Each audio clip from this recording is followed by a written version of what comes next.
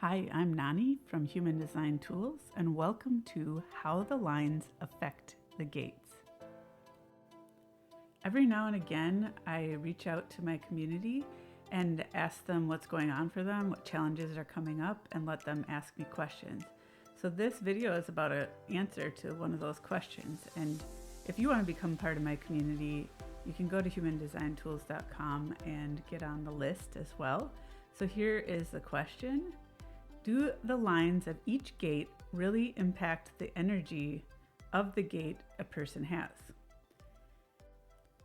First, I want to give you a little bit of the basics for the newbies, or noobs as my kids would say.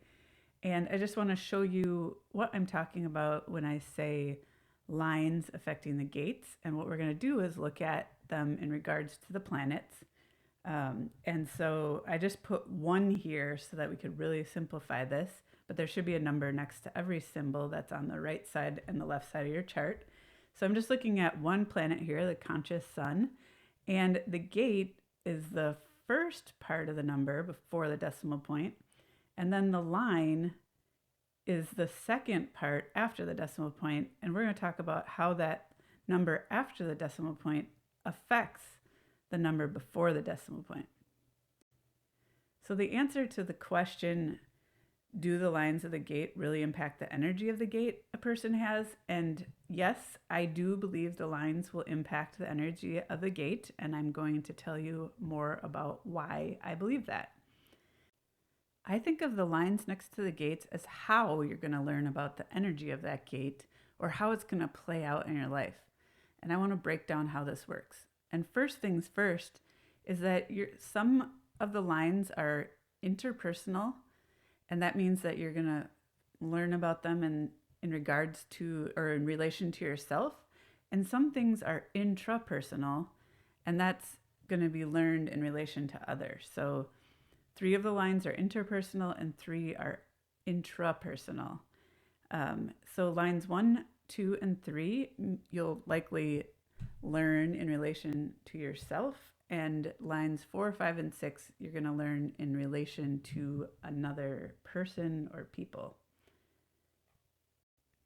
I don't want to overload you, but I want to tell you a little bit about each of the 6 lines, just a high level of the energy. I'm going to start with lines 1 through 3 and the interpersonal energy. So line 1, sometimes it's called the investigator. I'm going to say the essence of the energy is to investigate.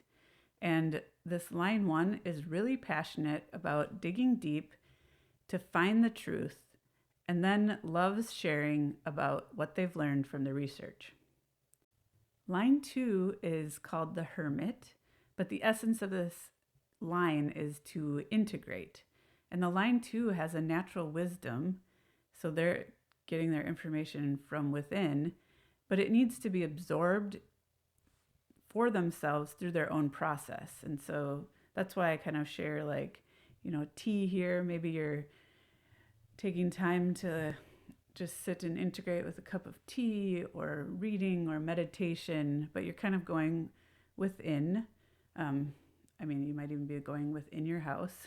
But you might not always see your gifts. And so sometimes you need help from others to recognize you for what you're learning, and then kind of like call you out or pull you out to share what you've learned. And line 3 is called an explorer. And I think the essence of this energy is to explore and to experiment. And the explorer learns through trial and error and life experiences. Line 3s have a natural ability to keep trying even if they fail, because they're not as afraid of failure. And other people are naturally drawn to line 3s because they tend to be very likable. Now it's time to talk about the intrapersonal lines, so line 4, 5, and 6. Line 4s are sometimes called networkers, but the essence of the energy is to network with people that you know. And the opportunities for line 4s lie not with strangers, but rather within their own personal networks. And line 4s want to have a close group, or this network of friends who are their people. And the quality of their relationships with these people determine the quality of their life. The line 5 energy is sometimes called a heretic, or I call it the creative rebel. And the essence of this energy is like a mirror, like a cosmic mirror. And it's like you're emitting out this energy to other people where they see something about themselves reflected off of you. And the line five's process is outward and detached because that energy that's going back to them is actually not about you, it's about them. And it doesn't mean that you won't have close relationships, but you can easily network with strangers. And you also have this hero like energy, which often causes others to project onto you what's going on for them. They may blame you, good or bad, but really that energy is about themselves, and you're giving them the energy to reflect it back to themselves. And if you have a line 5, just remember you don't have to save everyone, and it's okay to say no. Line 6 is called the role model, and the energy comes actually in 3 phases. And phase 1 is, or the essence of that energy is to explore. Phase 2 is to integrate, and phase 3 is to share. And the first phase is age 0 to approximately age 30, and it's all about trial and error, and it's similar to the third line energy. And then the second phase is age 30 to about age 50, and is about formulating learned experiences or integrating those experiences you had in the first phase. And it's similar to the second line energy, you're integrating. And then the third phase is about or approximately age 50 plus, and it's about sharing wisdom, and that's the true like role model phase. So I wanted to show you a real life example of how there can be an influence from the line, and I picked line 4. So here's the setup. A person was feeling frustrated with their coworkers due to challenges of working with them. However, we looked at their chart and we noticed that they have a lot of line 4s next to several of the gates in their chart. So the planets going down the chart had a lot of 0.4s in them. So that means that they'll play out that energy in a line 4 energy. And it indicates that they're about to learn in an intrapersonal way. So essentially they're learning and improving their own energy by learning through their relationships with their coworkers. So once you understand how a line can affect your gates, it could be as simple as shifting your perspective on how you perceive the situation. So instead of getting frustrated, you can be intrigued by how this might play out. So, thinking of it instead of like being frustrated with your coworkers, maybe you're intrigued by what you're going to learn from interacting with them. When delving into this, begin with a single planet, a single gate, and a single line. Determine whether you may experience that energy in the gate independently or in relation to another person. Then examine the details of the line to understand how you might experience or learn about the energy of that gate. I personally would start with the conscious or the right side of the chart, the planets, and start with the sun because it's like the biggest energy in your chart, and it could be the one that you're most likely to relate to. So I'm going to pick just one gate and look at it with all the lines and show you how it plays out. And I picked gate 10. So I pulled this card from my human design activation deck to show you the basics of the gate energy of 10. So let's consider gate 10, which represents empowered self-love. And I'll demonstrate how it might play out or manifest in each line and how that energy affects it. And the energy of gate 10 can be expressed, or any gate can be expressed in a challenging form or its highest potential.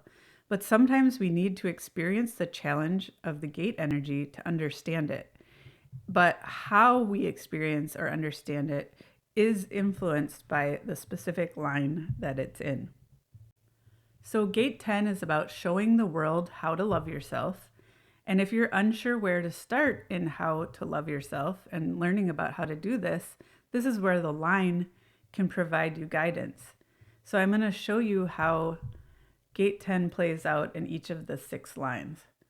So in line 1, so it would be 10.1, you may learn what empowered self-love means by searching the web, reading books or blogs, or whatever you do to discover or investigate about the energy. You'll dive deeply into investigating what self-love energy means. If you have a 10.2 or in line 2, you may retreat to learn about self-love energy and what it means to you. And you're actually loving yourself by going into this hermit mode, and then someone will call you out to share what you've learned. If you have 10.3 or 10 in the line 3, you'll experiment or explore to figure out self-love and what it means to you. And exploring and experimenting can be in different ways. Sometimes it's literal travel, like that gets you out to try something new, but sometimes you can just experiment in your daily life. But you will explore and find out what this Gate 10 energy means to you with experiential learning.